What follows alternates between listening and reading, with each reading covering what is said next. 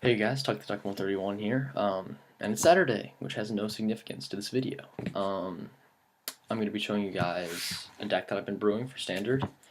It's a blue-red deck, based around the synergy between Young Pyromancer and Master of Waves.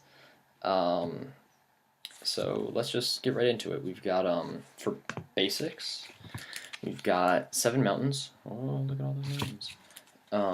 And then we have 7 of the islands. Pretty self-explanatory. I mean, there's more blue in the deck than there is red, but I really like to draw. I really need a red source on turn 2. Ideally, you want one of both, but the red is really important on turn 2 to cast Young Pyromancer. So I really need that, which is why I have the equal numbers. And then it's pretty easy with force events, obviously. These might look like forests. They're actually steam vents. They're trying to trick you. But yeah, shocklands are essential, and if you're running 2 or 3 colors. Then we've got 2 Nykthos. This one's also trying to trick you. It's actually a Nykthos. This isn't a deck that breaks Nykthos, like the green-red deck or something like that, but sometimes you can generate quite a bit of mana off of it to dump into Epic Experiment or overload Dragon Shift faster. And even if you're tapping 3 lands for 4 mana, that's still good. And then to finish off the mana base, we've got 2 Azet Goat Gates, bringing our total land count to 22. So onto the creatures, we've got one of the stars of the deck, TheMagicManSam Elemental.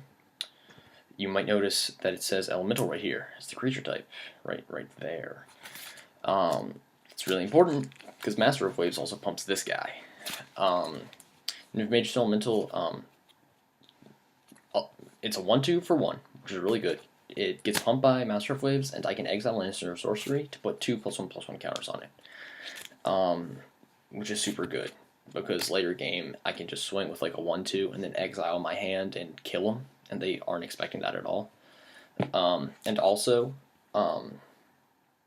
it still triggers Young Pyromancer when I cast a spell and then exile it from the stack. So I get the elemental token, and I get 2 +1/+1 counters, which is super good. Speaking of Young Pyromancer, we have 4 of those as well. Young Pyromancer and Master of Waves are the reason that I built this deck, and Young Pyromancer definitely performs in this deck. If you have 1 out, it's super good. If you have 2 out, it's even better. 3, it keeps, you just keep generating more and more tokens, and I mean, off Epic Experiment, you could cast all of those, and you get elementals for all of them. You could even exile them all for TheMagicManSam Elemental if you wanted. I mean, Young Pyromancer is just super good in this deck. Especially, he's a lot better when he's pumping out 2/2s because of Master of Waves, or even 3/3s. Super good. Young Pyromancer's great. And then we've got 4 Frostburn Weirds. The main reason Frostburn Weird is here is because it gives us 2 Devotion to Blue, which is really important for Master of Waves. Also, being a 1/4, he blocks bears super well because of his ability. He can kill them and survive. He survives Anger of the Gods, and he's just a super good blocker, and just great to have, especially giving that devotion, so he can get a little bit more mana out of Nykthos, make some more elementals. Next we have 2 Spellheart Chimera. Spellheart Chimera, I was hesitant on putting in. He's super good when you play him, obviously, but because he doesn't give me 2 Devotion to Blue, and he's not an instant or sorcery, I only want to run 2. I don't want to run more than that. Even if he gets really big late game, I still think 3 is too many.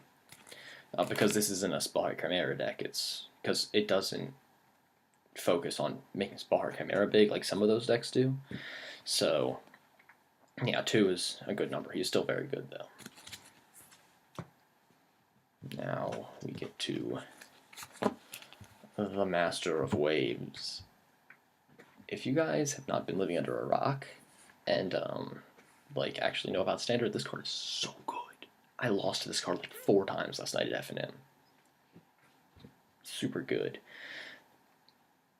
I mean, in the mono blue deck, he can generate a ton of tokens. In this deck, I'm happy if he generates 5 or 6, because those are still, 2/1 guys that I just have, and I'm already getting elementals that he's making into 2/2s, and yeah, so super good, super awesome card. Next, we have another mono blue devotion card, the Bident of Thassa. Bident of Thassa is super good because it gives us 2 devotion to blue, and turns all of our creatures into Ophidians.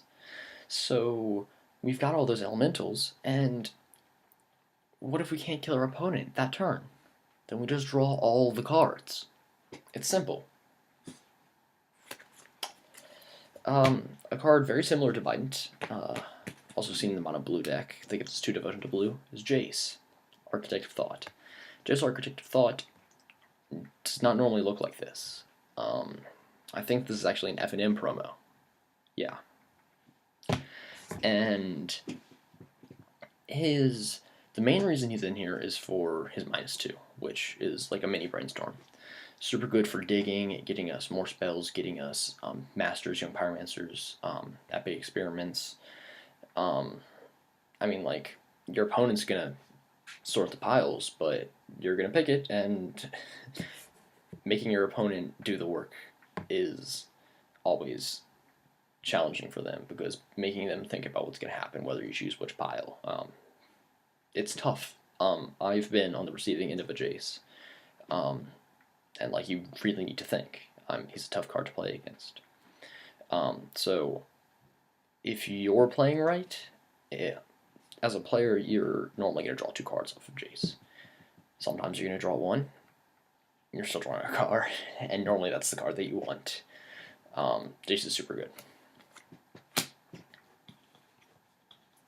Next, we have Mizzium Skin.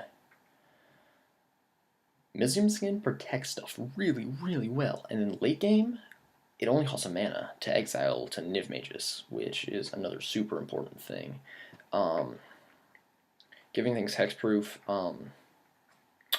I saw the Azet Tempo deck that TheMagicManSam has been brewing, and Mizzium Skin keeps young pyromancers alive, and it does the same thing to Master of Waves in this deck, and Niv Magus Elemental. Like, they're like, oh yeah, I'm gonna Heroes Downfall that guy. No, you're not. And it's super good. Early game to protect our stuff so that we can establish a board state, or later game to just, it turns into 2 power and 2 toughness later game, and it just beats face.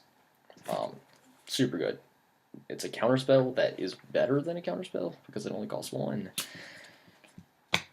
And then next we have 4 Magma Jet. I had Magma Jet at 3. I brought it up to 4 because the Scry is really important. I think it would still be at 3 if we had an Azet Scryland. I'm messing around with it at 4. Hopefully it'll be good. Hitting somebody, killing something, and then scrying 2 is always great, especially when it gives you an elemental. Magma Jet, super good card. Here, this is Azet Charm. I don't like Azet Charm in this deck, frankly, because most of the time I'm dumping my hand onto the battlefield because almost nothing is a dead card in my deck, because I can always exile to Niv Mages, or cast it as a creature spell, and Azet Charm is essentially like, I can counter a non-creature spell. No. Like, unless they're controlled base 2, like, if it just countered a non-creature spell, it would be a lot better, but, they can't do that because it's a charm, it has 2 other abilities. Its shock ability only hits creatures, and I would much rather run shock in this deck, because that only costs 1 mana. And then we've got Faithless Looting. Yeah, so Azet Charm. I'm thinking of cutting Azet Charm to put in a 4th Turn and Burn. Turn Burn is so good. And also another Steam Augury, another super good card in this deck. We're going to be beating this in a second.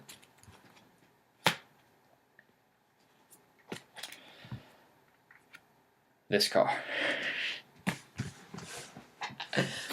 This is Dragon Shift, my favorite card of all time. Dragon Shift is surprisingly good in this deck.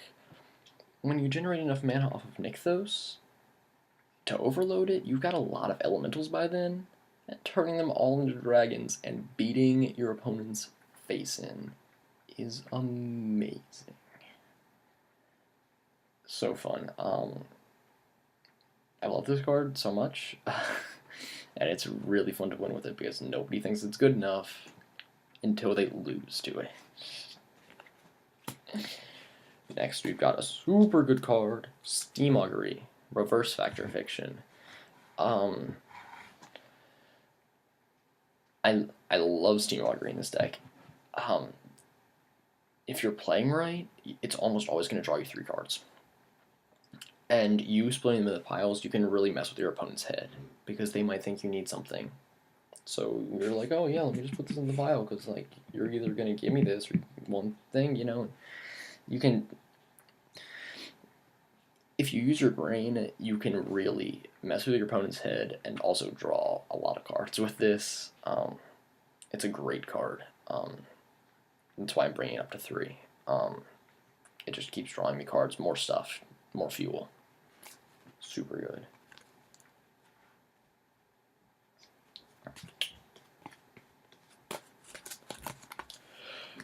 Turn and burn. So many of the shenanigans can be happening with this card.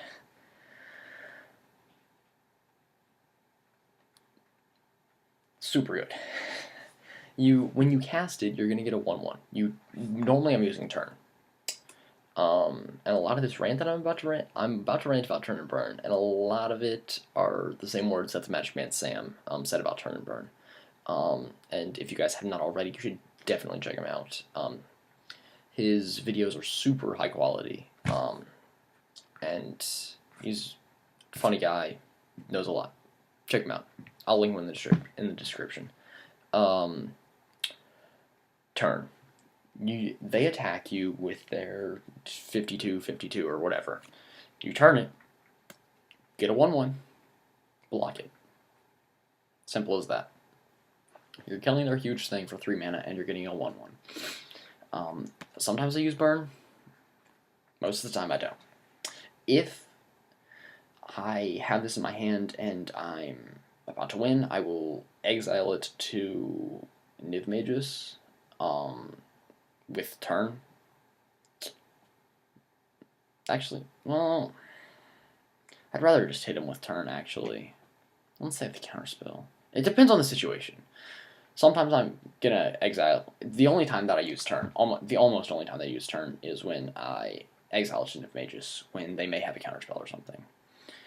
If not, then I'm just gonna hit him in the face to kill him with it, but normally I'm using turn. We come to the final 2 cards in the deck. Epic Experiment. Epic Experiment has a pretty big text box. It's a sorcery that costs X blue-red. And you exile the top X cards of your library, and for each instant and sorcery card with converted mana cost X or less among them, you can cast that card without paying its mana cost. And then you put all cards exiled this way that weren't cast into your graveyard. So it can feed Spellheart. You can exile them all with Niv-Mages. You get elementals for all the ones that you cast, and you can dump a bunch of mana into it with Nykthos. This card is legit. Super legit.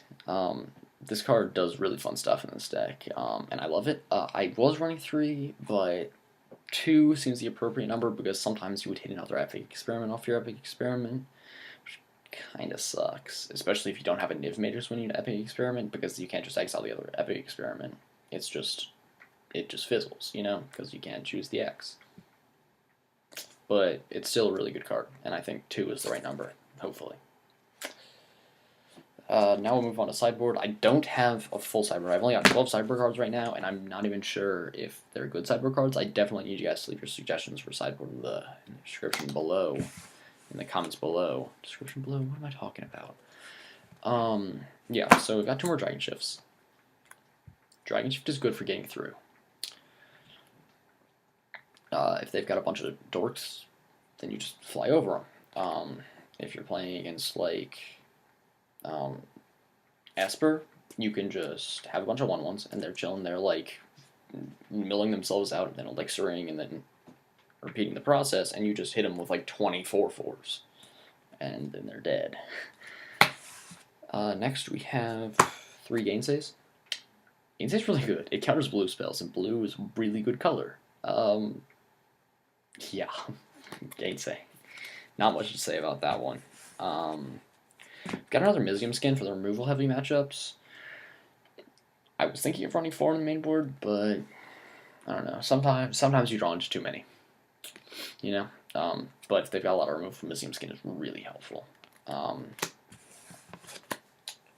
We've got 2 Anger of the Guts for the White Weenie match, stuff like that. Just the little dudes that you can just blow up, like in 1 hit, and then they're all gone. Hopefully, you have a 2/4 Mage's Elemental and a Frostburn Weird out, and then you kind of still have a board state. Your Pyromancer's going to die, most of your Elementals are going to die. Master of Waves lives through this, which isn't really a big deal when all its Elementals are dead, but I mean, there's a lot of cards that can live through Anger of the Gods in this deck, which is really important. We've got a Mizium Orders. I'm thinking of running 2. I don't have another one because I gave all of mine to my friend so that he could give them to an artist to alter them, and the artist is taking a really long time.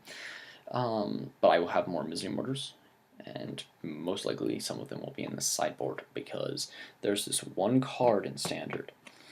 You guys might not have heard of it.